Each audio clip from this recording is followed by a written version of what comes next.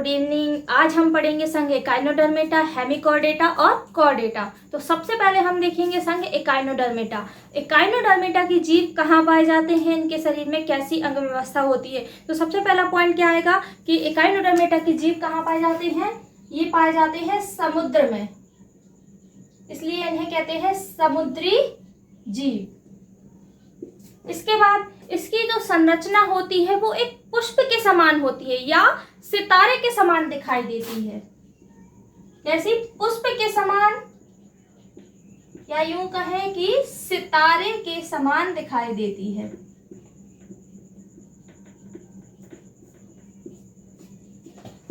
इसके शरीर दिखाई दे रहा है, इसमें कितनी भुजाएं होती हैं, 5 भुजाएं होती है, इसलिए इनको क्या कहते हैं, पेंटामेरस जीव।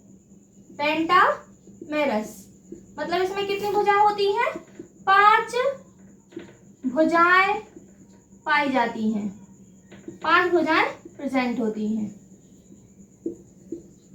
इसमें तंत्रिका तंत्र पाया जाता है, मतलब कि तंत्रिका तंत्र कैसा होता है, विकसित होता है, लेकिन उत्सर्जन तंत्र अल्प विकसित होता है। विकसित मतलब ये पूरी तरह से कंप्लीट होता है और उत्सर्जन तंत्र कंप्लीट नहीं होता है। उत्सर्जन तंत्र विकसित नहीं होता है, या ये भी कह सकते हैं कि उत्सर्जन तंत्र नहीं पाया जाता। इनका शरीर ट्रिप्लोब्लास्टिक होता है। अब पहले भी हम पढ़ चुके हैं, ट्रिप्लोब्लास्टिक मतलब त्रिकोरिक, मतलब इसके जो अंग होते हैं, अंग तंत्र होते हैं, वो कितनी जर्म लेयर द्वारा बने होते हैं, 3 जर्म लेयर द्वारा। कौन कौन सी जर्म लेयर, एक्सोडर्म, मेसोडर्म और एंडोडर्म। एक्सोडर्म जो होती है वो सबसे बाहर की होती है, मेसोडर्म कहाँ होती है, बीच में, और एंडोडर्म सबसे अंदर की। तो इनका शरीर कैसा होता है, ट्रिप्लोब्लास्टिक या त्रिकोरिक भी कहते हैं। जैसे ट्रिप्लोब्लास्टिक का क्या मतलब है, मतलब इसमें 3 जर्म लेयर के द्वारा अंग बने होते हैं। ठीक है, इसमें श्वसन तंत्र पाया जाता है। ठीक है, श्वसन तंत्र भी प्रेजेंट होता है, और क्या प्रेजेंट होता है, तंत्रिका तंत्र प्रेजेंट होता है, लेकिन उत्सर्जन तंत्र एब्सेंट होता है। इसके बीचों बीच देख रहे हैं आप कि ये जो एक खांच होती है, जिसे कहते हैं सेंट्रल डिस्क। इसी सेंट्रल डिस्क के द्वारा ये क्या करते हैं, जल को अंदर बाहर करते रहते हैं और भोजन को भी इसी से ग्रहण करते हैं। मतलब इसमें क्या पाया जाता है, जल संवहन तंत्र। ये जल को क्या करते रहते हैं, संवहन करते रहते हैं, मतलब शरीर के अंदर लाते हैं और फिर बाहर जल को छोड़ देते हैं। इसमें देह गुहा नहीं पाई जाती है, नहीं पाई जाती मतलब कि एब्सेंट होती है। और इसमें प्रचलन जो होता है वो ट्यूब फीड के द्वारा, मतलब ये जो होते हैं इसकी भुजाएं हैं, लेकिन भुजाएं क्या कर लेती हैं, ट्यूब फीड बना लेती हैं और क्या करती हैं, अपने शरीर को आगे ले जाती हैं, यानी कि गमन करती हैं। तो गमन के द्वारा होता है, ट्यूब फीड के द्वारा। अब एग्जाम्पल देख लेते हैं। तो इसका एग्जाम्पल एक तो यही दिख रहा है, सितारा मछली। सितारा मछली में कितनी भुजाएं होती हैं, 5 भुजाएं होती हैं। हाँ, 5 भुजाओं के साथ साथ इसमें एक और बात है, खास बात, कि इसमें अरीय सममिति पाई जाती है। 5 भुजाओं के कारण ही इसमें क्या होती है, अरीय सममिति पाई जाती है। मतलब इसे कहीं से भी काटेंगे तो 2 बराबर भागों में ये बट जाता है। इसके एग्जाम्पल देख लो। एकाइनोडर्मेटा की एग्जाम्पल है, सबसे पहला है सितारा मछली, दूसरा है ब्रिटल स्टारफिश, मतलब कि कांटेनुमा सितारा मछली, ब्रिटल सितारा मछली। थर्ड है सी अर्चिन। ये सब काय के एग्जाम्पल है, एकाइनोडर्मेटा, और ये सब कहाँ पाए जाते हैं जीव, समुद्र में। ठीक है, इसलिए इन्हें क्या कहते हैं, समुद्री जीव कहते हैं। अगला संघ आता है हेमिकॉर्डेटा। तो हेमिकॉर्डेटा के सदस्य हैं वो कहाँ पाए जाते हैं, समुद्र के किनारे या समुद्र के किनारे ही ये सुरंग बना लेते हैं, लंबी सुरंग बना लेते हैं और सुरंग के अंदर ये जीव पाए जाते हैं। ठीक है, तो ये कहाँ मिलेंगे, समुद्र के किनारे या फिर सुरंग में। जो हेमिकॉर्डेटा है वो एकाइनोडर्मेटा और कॉर्डेटा दोनों के बीच में कड़ी के रूप में पाया जाता है। मतलब इसमें जो हेमिकॉर्डेटा है उसमें एकाइनोडर्मेटा संघ के भी लक्षण मिलते हैं और कॉर्डेटा संघ के भी लक्षण मिलते हैं, इसलिए इसको क्या कहते हैं, एकाइनोडर्मेटा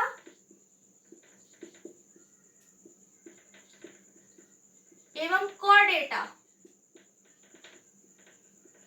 दोनों के बीच की क्या कहते हैं, कड़ी कहते हैं।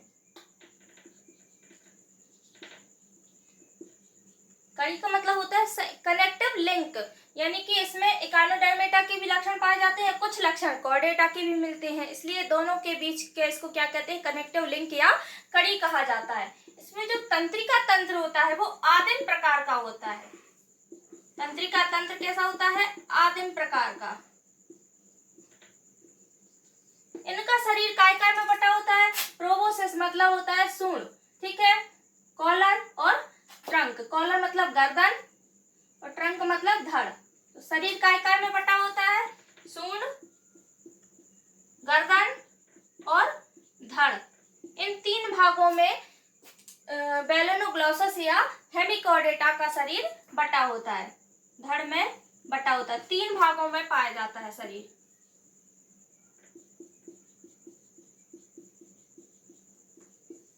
इसमें परिसंचरण तंत्र होता है खुले प्रकार का, मतलब कि इसमें छोटी छोटी वेसल्स वाहिनियां एब्सेंट होती हैं और ब्लड कैसे बहता है, सीलोम में। खुला परिसंचरण तंत्र पाया जाता है।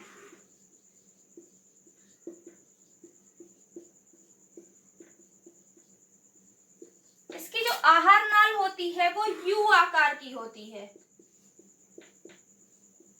कैसी होती है, यू आकार की। इसमें अलग से क्या होता है, गैस्ट्रिक सीका होता है या गैस्ट्रिक रीजियन होती है, जिसमें क्या होता है, इसका पाचन पाया जाता है, ठीक है। गैस्ट्रिक सीका में क्या होता है, पाचन होता है भोजन का।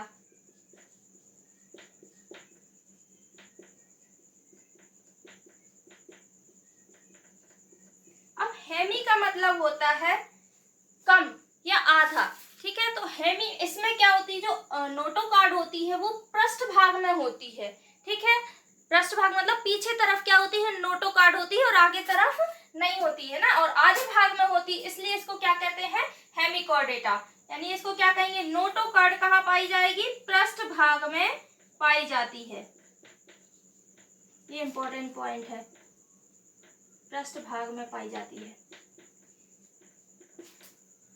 ये है बेलेनोग्लॉसस। क्या है, बेलेनोग्लॉसस।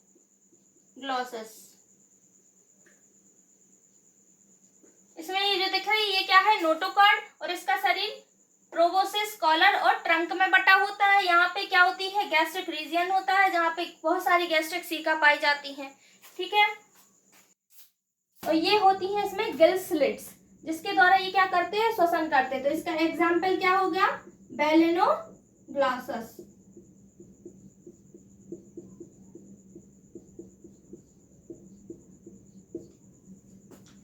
इसके बाद आता है कॉर्डेटा। कॉर्डेटा संघ के प्राणियों में जब भ्रूण का निर्माण होता है तो भ्रूण के निर्माण के समय ही नोटोकार्ड का निर्माण हो जाता है, और ये जो नोटोकार्ड है उसके जीवन भर शरीर में पाई जाती है। तो नोटोकार्ड क्या होती है, भ्रूण के निर्माण के समय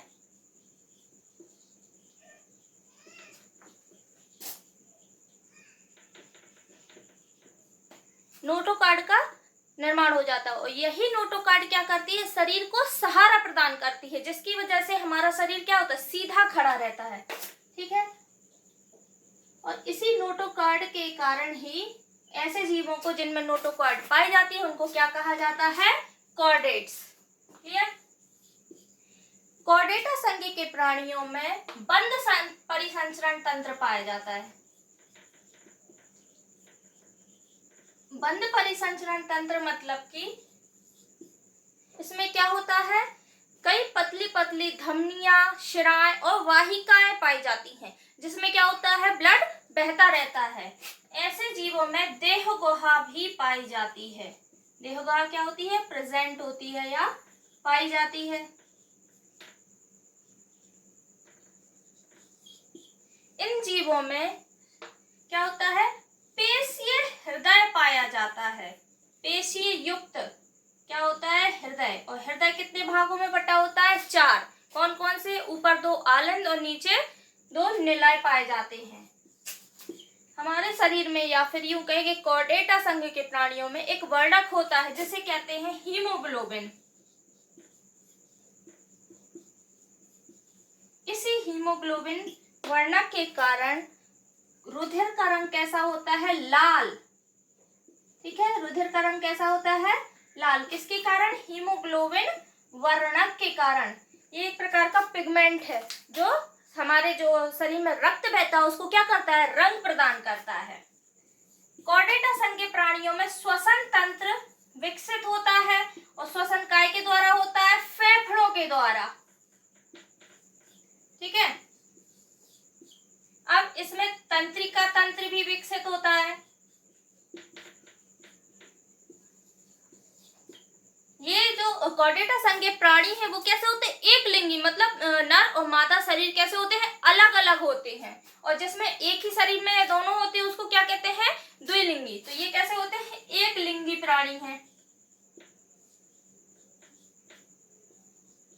इसके अलावा ये प्राणी ओविपेरस विविपेरस होते हैं, मतलब ये क्या करते हैं, बच्चे उत्पन्न करते हैं। ठीक है, इसमें क्या होती है, नोटोकार्ड पाई जाती है, और नोटोकार्ड से कई तंत्रिका रज्जु निकले होते हैं। तंत्रिका रज्जु कहाँ से निकले होते हैं, नोटोकार्ड से ही निकले होते हैं। इसके एग्जाम्पल है मनुष्य, मछली, छिपकली,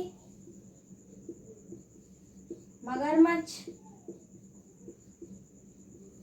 सभी कॉर्डेट्स जिसमें नोटोकॉर्ड पाई जाती है वो सब क्या होंगे, कॉर्डेटा के एग्जाम्पल हो गए। यहाँ पे हमारे संघ समाप्त होते हैं।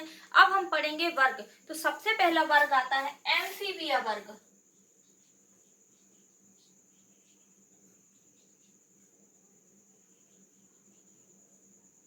एम्फीबिया वर्ग के अंतर्गत ऐसे जीव आते हैं जो जल और थल दोनों स्थानों पर अपना जीवन यापन करते हैं। मतलब ऐसे जीवों को कहते हैं जल स्थलचर जीव। जल स्थलचर जीव, क्योंकि ये कहाँ पाए जाते हैं, जल और थल दोनों स्थानों पर पाए जाते हैं।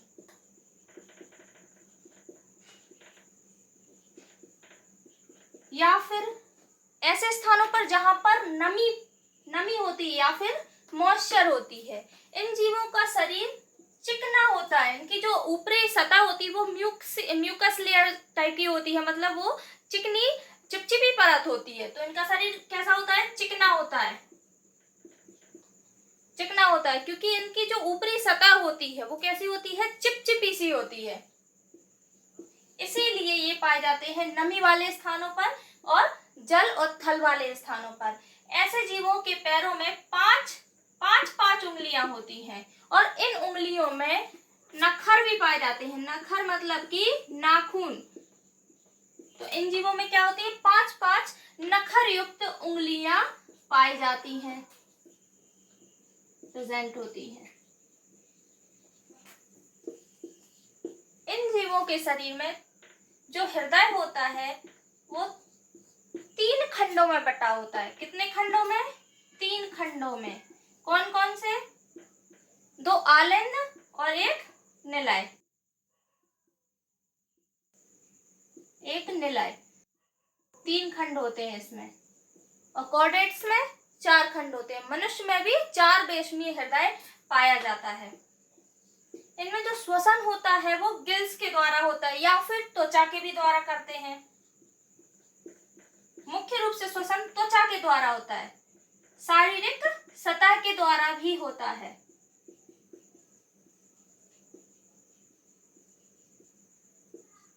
इनके पैरों में एक गद्देदार जाली सी होती है, जिसे क्या कहते हैं, इनके पैरों में क्या होती है, जाली पाई जाती है,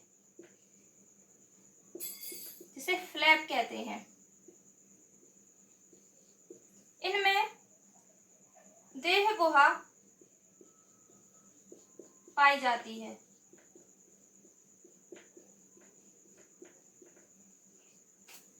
ऐसे जंतु कहाँ होते हैं? जल और थल दोनों में जगह होते हैं, इसलिए इनको क्या कहते हैं?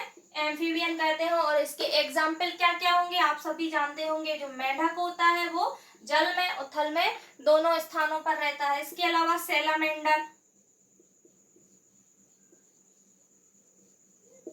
इसके अलावा मगरमच्छ, ठीक है। ये क्या करते हैं? शरीर जल के बाहर भी अपना जीवन यापन करते हैं। इसके बाद आता है सरीसृप या रेप्टिलिया वर्ग।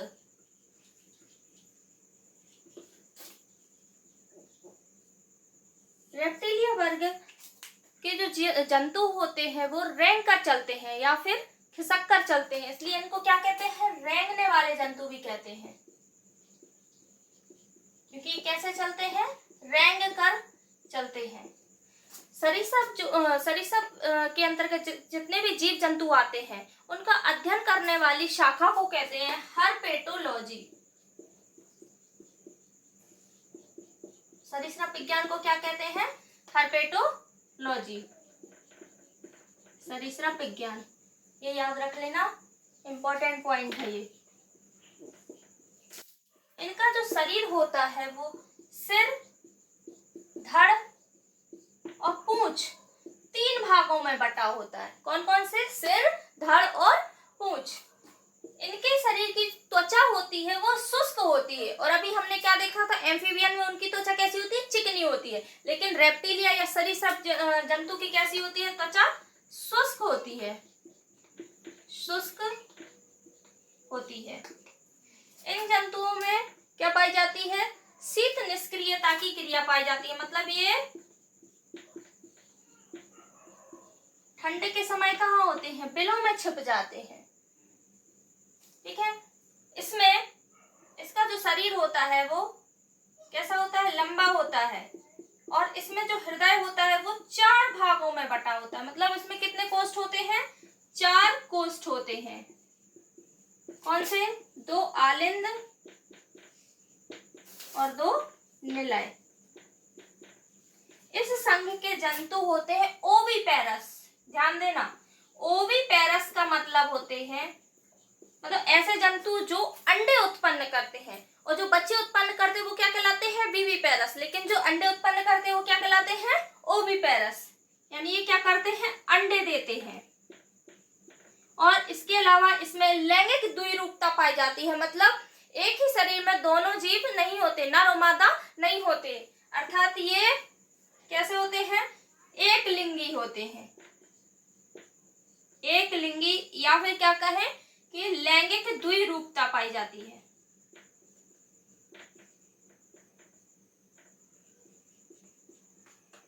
द्विरूपता पाई जाती है। इसके एग्जाम्पल देखो, इसके अंतर्गत क्या आता है? सांप, डायनासोर, छिपकली, ये सब क्या है? सरीसृप के एग्जाम्पल है। इसके बाद आता है एवीज वर्ग, जिसे पक्षी वर्ग भी कहते हैं।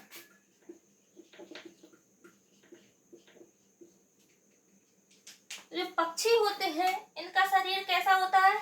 हल्का होता है, क्योंकि इनमें वायु कूपिकाएं पाई जाती हैं। और वायु कूपिकाएं कहाँ होती हैं? इनकी हड्डियों में पाई जाती हैं, जिसकी वजह से इनका शरीर कैसा होता है? हल्का होता है या हल्के वजन का होता है। इसलिए ये क्या करते हैं? उड़ते हैं, ठीक है। इनका शरीर क्या होता है? उड़ने में सहायक होता है, क्योंकि इनकी हड्डियों में क्या पाई जाती है? वायु कूपिकाएं पाई जाती हैं। इसके अलावा पक्षियों में क्या पाई जाती है? चोंच पाई जाती है। अब इनके जो अग्रपाद होते हैं वो पंख में रूपांतरित हो जाते हैं। देखे होंगे पक्षियों में केवल 2 पैर होते हैं, और जो पैर होते हैं उसमें 4 अंगूठे पाए जाते हैं। 4 अंगूठे पाए जाते हैं। कहाँ पे? पश्च पैर में, पश्च पाद में। पाद मतलब कि पैर। और अग्रपाद का क्या होते हैं, पंख में डाइवर्ट हो जाते हैं या फिर रूपांतरित हो जाते हैं। इनके पूरे शरीर में क्या पाए जाते हैं, पंख पाए जाते हैं। ठीक है, इसके एग्जाम्पल देख लो, गौरैया, तोता, कबूतर, सबको पता होगा कि पक्षी के अंतर्गत क्या क्या आता है, बाज, ये सब क्या है, पक्षी वर्ग के एग्जाम्पल हैं। अगला आता है मैमेलिया वर्ग, या जिसे स्तनी वर्ग भी कहते हैं। क्यों कहते हैं, क्योंकि ऐसे जंतुओं में क्या होती है, अपने बच्चों को फीड कराने की क्षमता पाई जाती है, अर्थात इसमें कौन सी ग्रंथियां होती हैं, दुग्ध ग्रंथियां होती हैं, इसलिए इनको क्या कहते हैं, मैमेलिया वर्ग कहते हैं। दुग्ध ग्रंथियां पाई जाती हैं और ये ऐसे प्राणी अपने बच्चों को क्या कराते हैं, दुग्ध पिलाते हैं। इसके अलावा इसमें कौन सी ग्रंथियां पाई जाती हैं, तेल ग्रंथियां, जिसे स्वीट ग्लैंड भी कहते हैं, तेल ग्रंथि पाई जाती है। इसके अलावा इसमें स्वाद ग्रंथि पाई जाती है। ठीक है, ये सब ग्रंथियां होती हैं और इस संघ के प्राणी उष्ण रुधिर वाले होते हैं, जिसे वार्म ब्लडेड भी कहते हैं।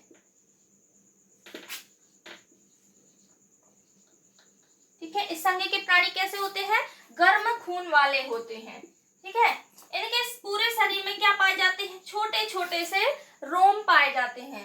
इनमें क्या होता है, हृदय होता है जो 4 खंडों में बटा होता है। कौन कौन से, ऊपर 2 आलिंद और 2 निलय। ऐसे जंतु कैसे होते हैं, एक लिंगी होते हैं, मतलब कि मेल और फीमेल क्या होते हैं, एक ही प्राणी में होंगे या अलग अलग।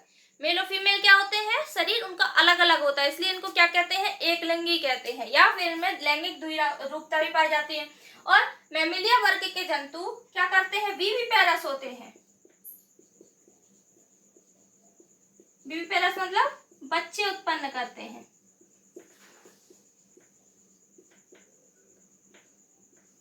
ठीक है, इसके एग्जाम्पल, सबसे अच्छा एग्जाम्पल इसका मनुष्य, हाथी, घोड़ा, चूहा और व्हेल मछली। ठीक है, ये क्या हो गए, मैमेलिया वर्ग के एग्जाम्पल हो गए। इसके बाद आता है अधिवर्ग पिसीज।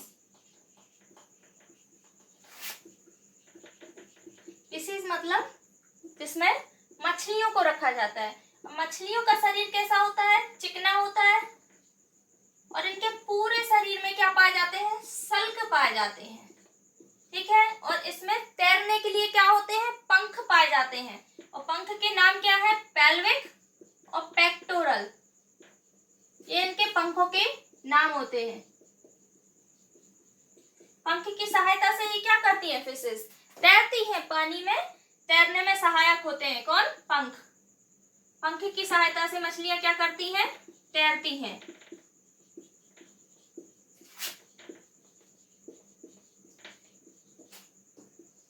मछलियां क्या होती है, विविपेरस या ओविपेरस। मछलियां ओविपेरस होती हैं क्योंकि ये क्या करती हैं, अंडे उत्पन्न करती हैं। ये कैसे होती हैं, ओविपेरस। इनका जो शरीर होता है वो शीत रुधिर वाला होता है।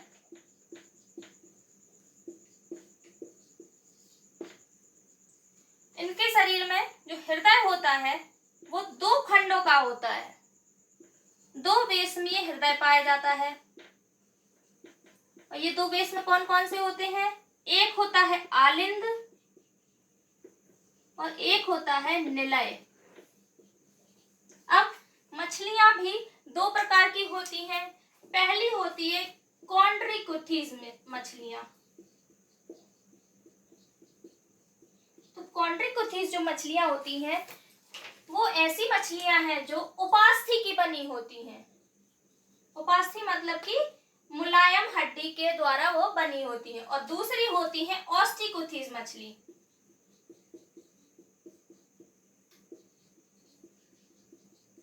इसके अंतर्गत वे मछलियां आती हैं जो जिनके शरीर में हड्डियां पाई जाती हैं, जो अस्थियों की बनी होती हैं। अब इसके एग्जाम्पल देख लेते हैं। कॉन्ट्रिकुथिस मछली के एग्जाम्पल है टॉर्पीडो, ये इलेक्ट्रिक रेवी कहलाती है, जो इलेक्ट्रिक वोल्ट को छोड़ती है, जिससे क्या होता है इसके आसपास जो भी इसका खतरा होता है वो टल जाता है और ये अपना बचाव करती है इलेक्ट्रिक वोल्ट के द्वारा। और जो मछलियां अस्थियों से बनी होती है वो क्या कहलाती है, ऑस्टिकोथिस। इसके अंतर्गत आ जाती है रोहू मछली, कतला मछली, सिरहीनस मछली। ये सारी मछलियां क्या है, ऑस्टिकोथिस मछलियां हैं। तो स्टूडेंट्स, आज का हमारा लेक्चर यहाँ पे खत्म होता है। मिलते हैं अगली वीडियो में, तब तक आप अच्छे से नोट्स बनाइए और स्टडी कीजिए। Thank you. Thanks for watching the video. कृपया वीडियो को लाइक, शेयर एंड सब्सक्राइब कीजिए। अगला लेक्चर जल्द ही लेके आएंगे। तब तक नोट्स बनाइए, रिवीजन कीजिए और अच्छे से पढ़ते रहिए। Thank you.